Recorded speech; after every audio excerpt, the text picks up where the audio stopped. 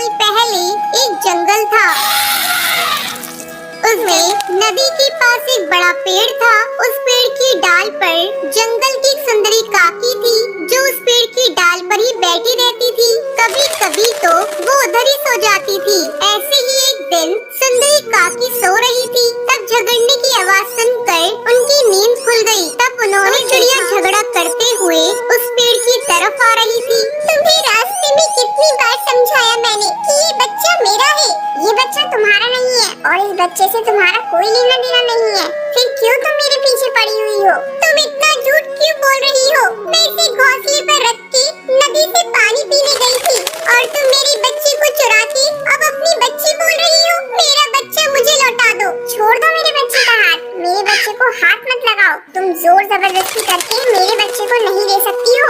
जब टूनी टुनटुनी झगड़ने में व्यस्त थी, तब उनके झगड़े की आवाज सुनकर जंगल के पक्षी वहाँ इकट्ठा हो गए। तब टुनटुनी ने बोला, सुनो सुनो जंगल वालों, ये चिड़िया मेरे बच्चे को चुराकर बोल रही है कि वो मेरा नहीं उसका बच्चा है। तुम झूठ मत बोलो। मैं अपने बच्चे की कसम खा के कहती हूँ, ये बच्चा मेरा है। क्यों मेरे बच्चे की झूठी कसम खा रही हो? मेरे बच्चे को नुकसान होगा। काकी जी, आप तो पहले से दोनों का झगड़ा सुन रही हो। तुम ही बताओ, बच्ची की असली माँ कौन है? मैं नहीं समझ पा रही कि असली माँ कौन है, क्योंकि दोनों ही बच्चे को अपना अपना बोल रही है। इस समस्या का समाधान एक ही पक्षी कर सकता है। इस जंगल में एक गुफा के अंदर एक साधु रहता है, उनके पास जाओ, वो जरूर कोई उपाय बता देगा। चलो चलो चलो, वो साधु महाराज के पास लेकर टूनी और टुनटुनी और सब जंगल वाले गुफा की तरफ जाने लगते हैं। जब तक सब साधु महाराज के पास जा रहे हैं, तब तक आप कमेंट बॉक्स में बताओ, बच्ची की असली माँ कौन? साधु महाराज अपनी तपस्या में मगन थे, लेकिन अपनी दिव्य शक्ति से उन्हें पता चला कि कोई समस्या लेकर लोग उनके पास आए हैं, इसलिए आँख खोलकर उन्होंने बोला, बोलो, तुम क्या समस्या लेकर आए हो?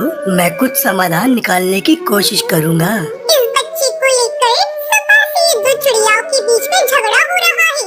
दोनों ही बच्चे को अपना बच्चा बोल रही है। अब आप ही कुछ समाधान करिए साधु महाराज। मैं अभी इसका समाधान करता हूँ। तुम में से कोई एक चिड़िया जमीन पर एक रेखा खींच दे। देखो बेटी, अब इस बच्चे को इस रेखा के ऊपर सुला दो और तुम दोनों में से एक बच्चे का पर और एक बच्चे का पाँव पकड़ के अपनी पूरी ताकत से अपनी तरफ खींचो। जो बच्चे को रेखा की बाहर खींच पाएगा, बच्चे की असली माँ वही होगी।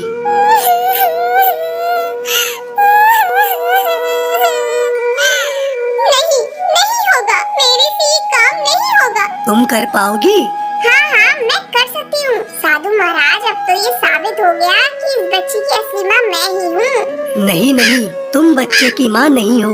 अगर होती तो तुम कभी भी बच्चे को अपनी पूरी ताकत से खींचने के लिए राजी नहीं होती। बेटी टुनटुनी, तुम ही इस बच्चे की असली माँ हो। अब तुम बच्चे को लेकर घर जा सकती हो। टुनी अपनी बच्ची को लेकर वहाँ से चली जाती है और अपनी बच्ची के साथ खुशी खुशी रहती है। अच्छी लगी हो